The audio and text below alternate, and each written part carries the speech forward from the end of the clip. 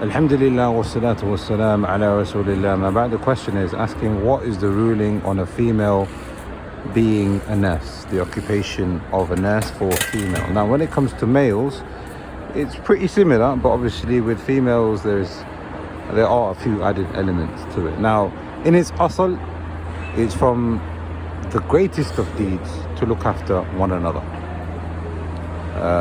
You find in the seerah of the Messenger of Allah ﷺ, in some of the expeditions, women looked after men, and they used to go out in certain expeditions to look after those people who have been wounded. The Battle of Uhud, when there were a lot of people that were injured, the women, they came out of Medina with water and supplies, etc.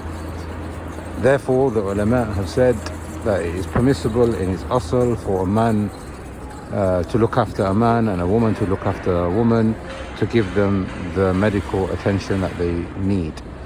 And even when it comes to the opposite gender, but the asl in its origin is that men look after men, women look after women.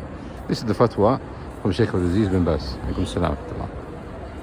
However, if there is a darura, and this is what the Shaykh is saying here, if there is a necessity, then it's allowed for men to look after women, women to look after men, if the conditions have been met. Therefore, what are these conditions? Number one, that there is a dire need.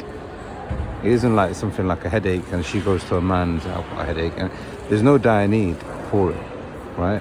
If it is something which is pressing, if there is something that only the doctor or the nurse can administer, then there is a necessity, there is actual pain, there is difficulty to human life involved, right? Second condition, there is no alternative. Like we said in his asl, men look after men, women look after women. Third condition is that the hijab, and like I said, this is the added element for females, that the hijab must be preserved.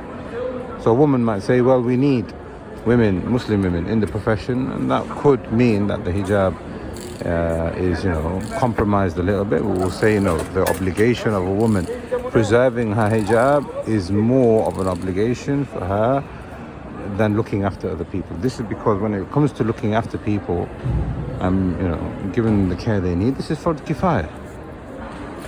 As for her looking after herself and preserving her chastity and her hijab, and this is fard ain. So this takes precedence. Also from the conditions the ulama have mentioned is that there can't be any mixing involved.